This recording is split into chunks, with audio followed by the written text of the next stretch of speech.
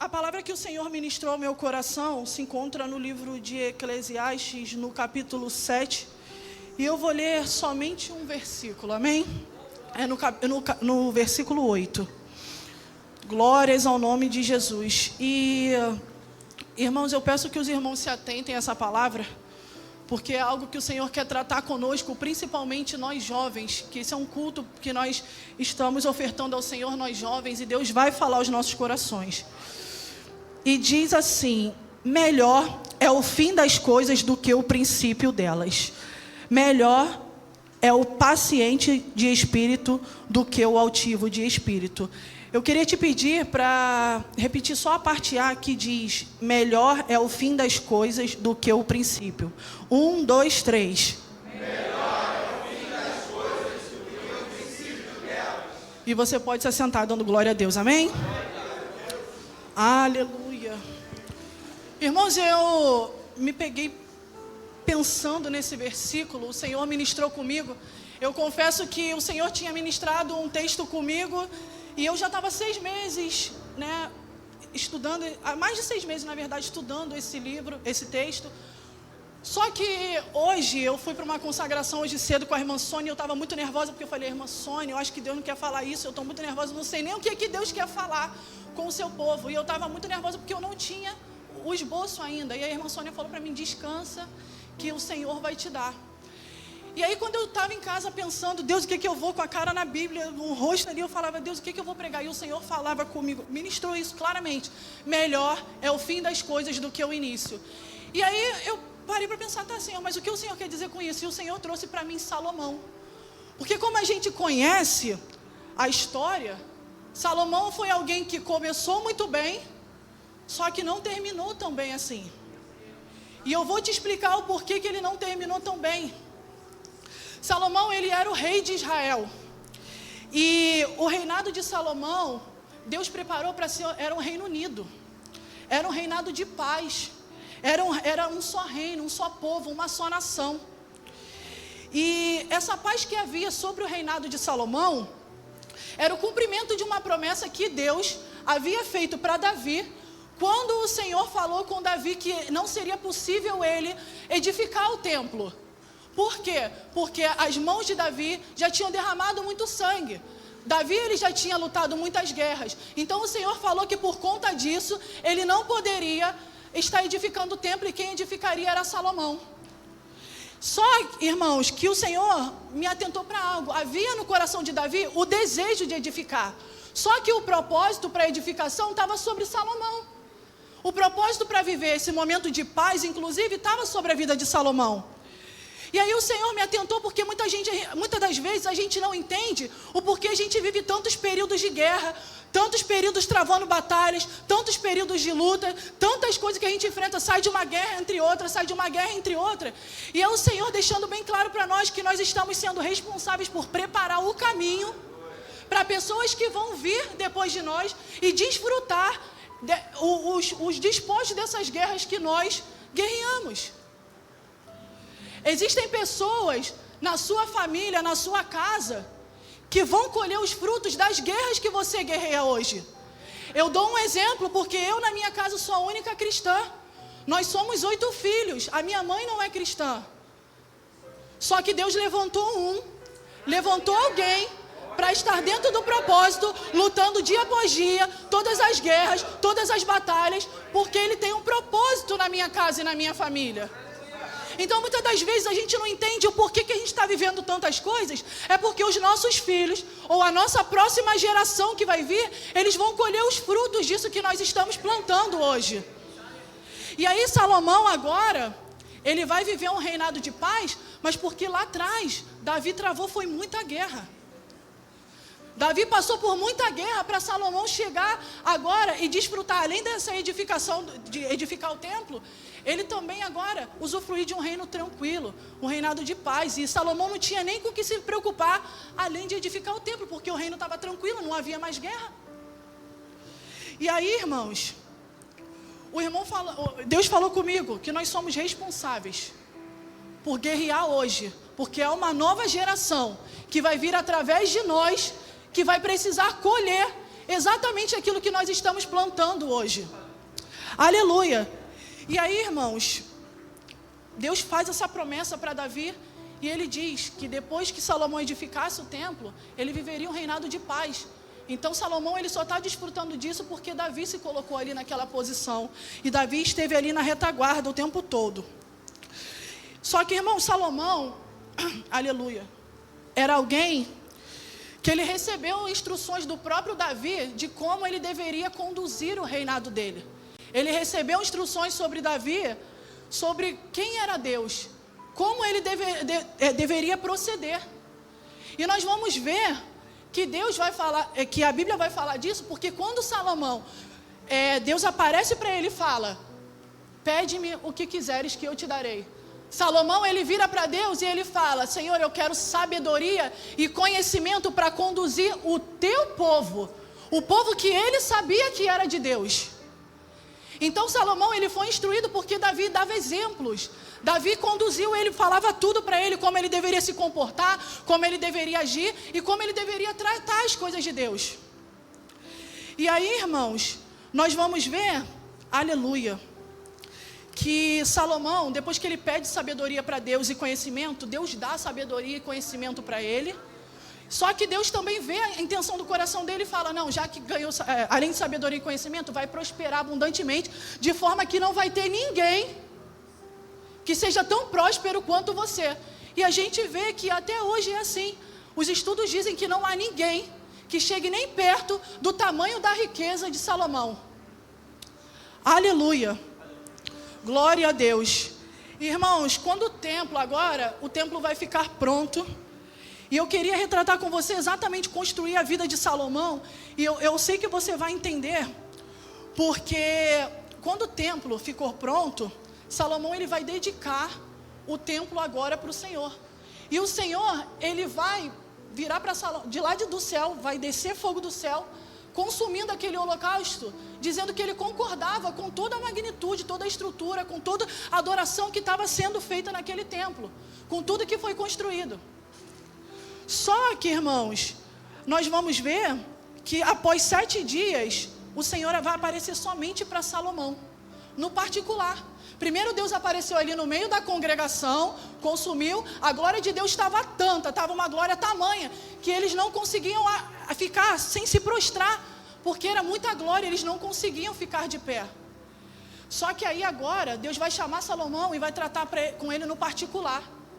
E quando ele vai tratar com Salomão no particular, nós vamos ver que o Senhor, ele vai dar a direção para Salomão, e vai dizer para Salomão exatamente como deveria ser a conduta do povo quando estiver adorando no templo, e as condições para Deus responder aquelas orações.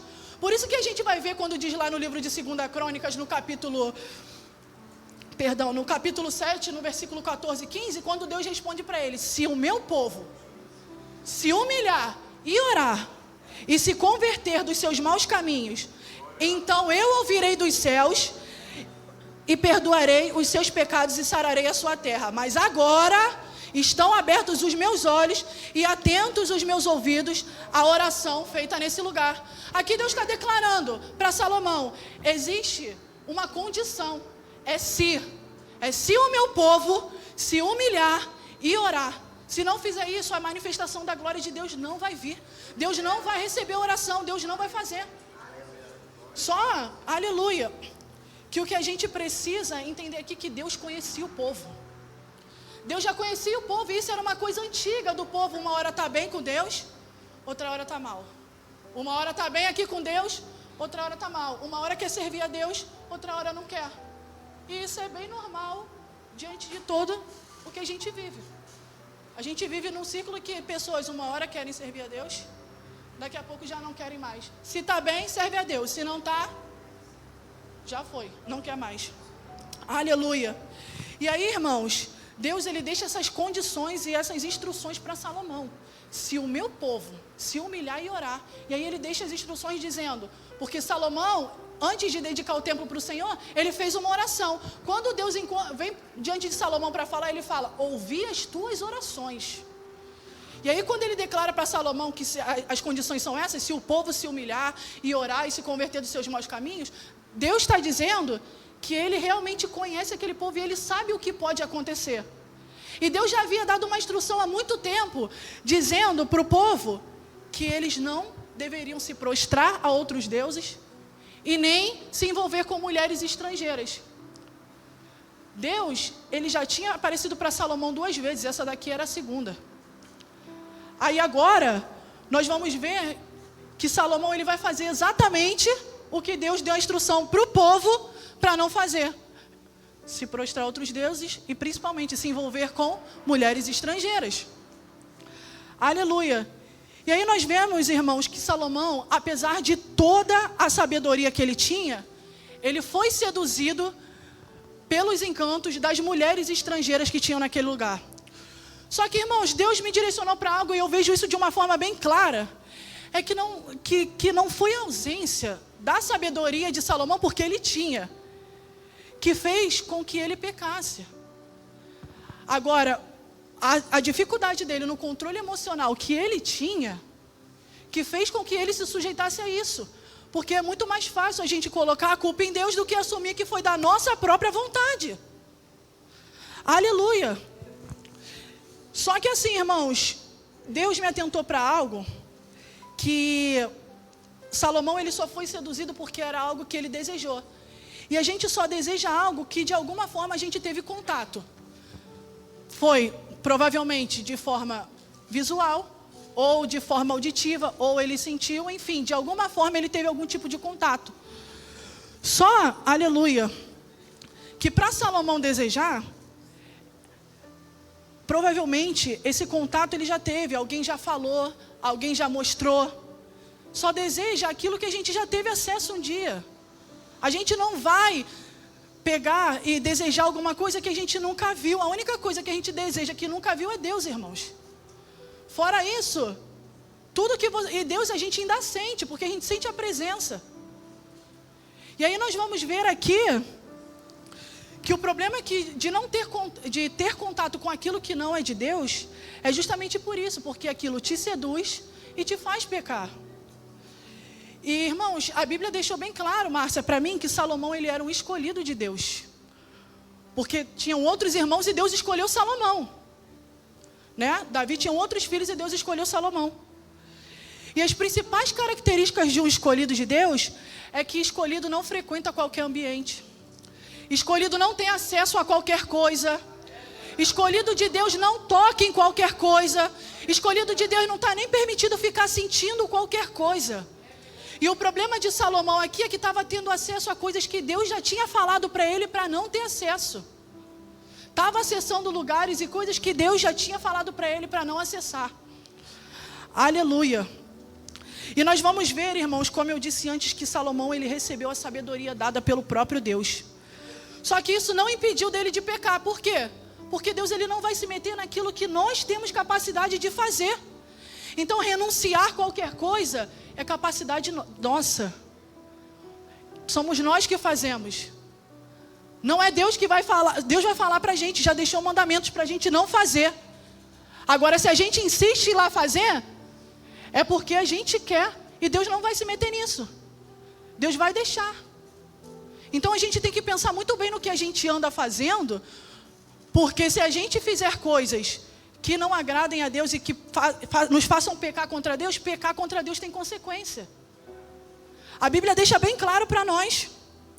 Aleluia. E nós vamos ver aqui que quando Salomão ele começa a se envolver com essas mulheres, ele começa a confundir o poder que ele tinha com liberdade. Só que, irmãos, algo que eu lembro que o pastor Henrique falou comigo, e é verdade isso. Só a pessoa se engana se ela acha que o poder dado por Deus é sinônimo de liberdade. Quando, na verdade, o que a gente menos tem quando recebe de Deus é isso. Porque a gente não pode se comportar de qualquer maneira, a gente não pode andar de qualquer maneira, a gente não pode falar de qualquer maneira, a gente não pode viver de qualquer maneira. Aleluia. Então, a palavra vai dizer para nós em Lucas, se eu não me engano, no capítulo 12, no versículo 48, a quem muito é dado, muito se é cobrado.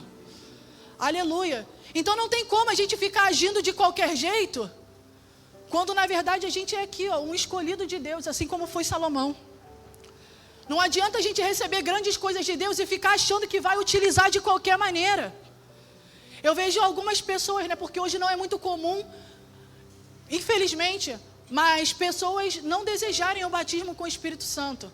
Mas existem algumas ainda que ainda desejam isso. Só que a gente tem que parar para pensar, até mesmo se a gente está preparado para receber o batismo do Espírito Santo, porque o nosso comportamento, a nossa conduta não vai poder ser da mesma forma que era antes. As coisas vão ter que mudar. Muitas coisas vão ter que mudar. Aleluia. E Salomão, irmãos, ele vai começar a desfrutar dos benefícios do seu poder. E aí ele vai tomar 700 mulheres. Irmãos, eu não estou falando de uma, nem de duas, nem de três mulheres, não. Estou falando de 700 mulheres. E o que eu preciso que você entenda aqui, irmãos, é que Salomão, além de confundir o poder que ele tinha com a liberdade, ele quis utilizar dessa liberdade em excesso. E o problema, gente, de muita liberdade é que ela já vem acompanhada de muita frase de enganação. E eu vou te falar, não tem nada a ver. Tá tudo bem. Tá tudo tranquilo, Deus vai perdoar. Vai ficar tudo bem. Só que, irmãos, isso é uma enganação do diabo. Porque tudo que você faz, você vai prestar conta com Deus. Não é de qualquer forma. Aleluia. E uma frase que a nossa mãe, ela fala muito pra gente é que você não é todo mundo. E isso é muito real. Eu lembro que o pastor Henrique falou assim pra mim uma vez.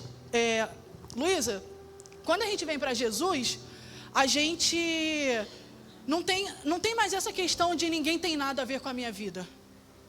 Quando a gente vem para Jesus, todo mundo tem a ver com a nossa vida sim. Porque as pessoas nos observam, as pessoas nos olham, elas vão ver o nosso comportamento e nós teremos que dar testemunho. Aleluia. Então, irmãos, essa frase do diabo não existe. Isso é enganação, porque você está o tempo todo sendo observado. Você está o tempo todo com pessoas te olhando e através da sua vida, involuntariamente, você está sendo testemunho para a vida de alguém. Aleluia. O fato de eu conseguir chegar até aqui hoje, pela misericórdia de Deus, que foi só a graça, mas durante todo esse tempo que eu vim trilhando, foi o próprio Deus na minha vida. E eu me permitindo para que o Senhor pudesse me usar, de certa forma, como exemplo para a vida de algumas pessoas. Aleluia. Glória a Deus. Só que agora, irmãos, aquilo que começou como algo tranquilo, nada a ver, são só mulheres. São só mulheres estrangeiras que Deus falou para ele que ele não poderia ter acesso, que ele não poderia se envolver, que ele não poderia casar. Agora nós vamos ver que elas perverteram seu coração assim como Deus falou. E Salomão se prostrou aos outros deuses. Irmãos, e o que deixou Deus mais irritado nisso tudo, porque a ira do Senhor vai se acender aqui agora, e o que deixou Deus irritado foi porque ele apareceu para Salomão 2 vezes, ele deixou as instruções para Salomão, só que Salomão fez mesmo assim. E uma coisa que a gente tem que se atentar é que Deus está o tempo todo falando. Deus está o tempo todo falando, tem congresso, tem conferência, tem escola bíblica, tem tudo, tem palavra da onde você quiser. Deus fala o tempo inteiro. Só que muitas das vezes a gente não quer ouvir. Ou muitas das vezes ouve e faz ouvido de mercador. Deixa para lá. Aleluia. Só que Deus está falando aqui. E o problema, irmãos, é que quando a ira do Senhor se acende, irmãos, é só ele se arrependendo. É só quando ele quer se arrepender. Porque agora nós vamos ver que Salomão ele vai ter um pecado contra, né? Ele vai ter uma consequência do pecado dele. E aí, irmãos, Deus vai virar para Salomão e ele vai dizer: você quebrou a sua aliança comigo e desobedeceu os meus mandamentos.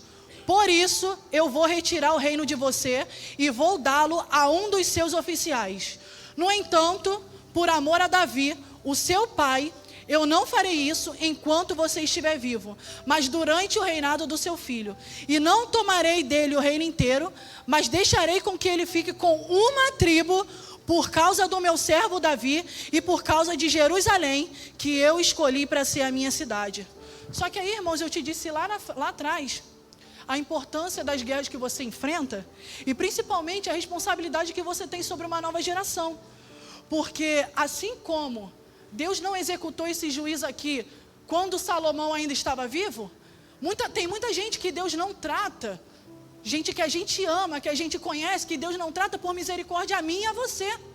Porque Deus já queria ter dado um jeito há muito tempo, mas porque a gente está orando, porque a gente está pedindo, porque a gente está posicionado, porque a gente está ali se deixando ser usado, Deus está tendo misericórdia. Aleluia! Glória a Deus, irmão. Só que o pecado contra Deus, ele tem consequência, e tem consequência severa. Aleluia! O filho de Salomão, irmãos, que a Bíblia vai dizer para nós, ele poderia ter todo o reino que estava sobre Salomão, só que agora ele vai herdar somente uma tribo, por causa do pecado de Salomão. Aleluia! Deus pegou o reino, deu a maior parte para um oficial, depois nós vamos ver que ele era um atribulado, mas agora Deus pegou e deu para Jeroboão, e deu só uma tribo. Para quê? Para que a lâmpada de Davi não se apagasse sobre Israel. Aleluia! E aí eu queria que você entendesse que tudo isso que aconteceu, o fato de Deus manter a lâmpada de Davi acesa e de não ter executado o juízo ali sobre quando Salomão estava vivo, era porque Deus tinha amor por Davi. Era somente por causa de Davi. Aleluia! Só que também isso teve consequência para toda uma geração. Irmãos, Deus falava comigo sobre nós nos atentarmos para os caminhos que nós estamos nos conduzindo. Porque a Bíblia vai dizer que é melhor o fim das coisas do que o início. Porque melhor é terminar bem com Deus, com a salvação, terminar no céu. Só que o nosso problema é que no meio do caminho a gente está se perdendo. No meio do caminho a gente está perdendo a nossa direção. No meio do caminho a gente não sabe para onde está indo. Vem para a igreja todo dia, congrega todo dia. Praticamente mora aqui, porque aqui principalmente tem evento, tem culto todo dia, tem coisa para fazer na igreja todo dia. Só que a gente está se perdendo, é exatamente no meio do caminho. E Deus está nos direcionando para que a gente venha se atentar, para que melhor do que começar, você pode até começar bem, mas melhor é terminar. Porque você não vai terminar aqui, você vai terminar no céu. Só que a gente está se perdendo nesse meio. Sabe, a Bíblia vai dizer sobre o profeta novo e o profeta velho. E vai ver que quando a Bíblia vai narrar que o problema estava todo no caminho. Por quê? Foi no caminho que ele encontrou o profeta velho. O profeta novo encontrou o profeta velho. E aí o profeta velho veio, falou para ele como se Deus tivesse falado. E aí o profeta novo, que tinha recebido a direção do próprio Deus, ele se perdeu, ele foi junto com o profeta velho, sendo que Deus tinha dado uma instrução para ele. E aí, irmãos, nós vemos que é justamente no caminho. Por quê? É no caminho que as distrações vêm. É no caminho que acontece todas as coisas. É no caminho que aparece aquele amigo, que aparece aquele parente, que aparecem aquelas situações, aquelas pessoas, justamente para tirar a gente do foco. As adversidades acontecem, as coisas acontecem, justamente para a gente se perder do caminho que a gente tem que chegar. Só que a gente tem que viver direcionado, irmãos. A gente tem que saber para onde a gente quer ir. A gente tem que saber aonde a gente quer chegar. Eu converso muito com algumas pessoas e quando eu converso eu vejo que existem muitas pessoas que estão na casa de Deus, mas não sabem o que estão fazendo ali, estão com as identidades perdidas, não se encontram ali, está até ali, está congregando, está sentado, mas não sabe quem é em Deus, não sabe o que está fazendo para Deus, está perdido no meio do caminho. Só que, irmãos, Deus nos chamou para um tempo em que a gente venha ser direcionado e saber exatamente para onde a gente está indo. Em que a gente venha acompanhar as direções que Deus tem nos dado, aquilo que Deus tem falado para nós. Aleluia! E nós vamos ver aqui, irmãos, que Davi foi alguém que terminou muito bem.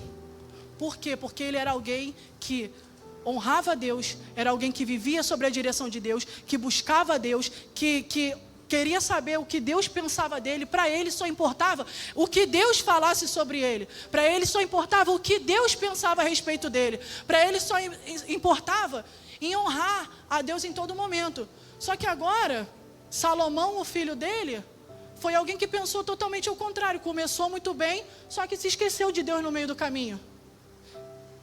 E é isso que nós estamos enfrentando muitas das vezes hoje. A gente tem se esquecido de Deus no meio do caminho.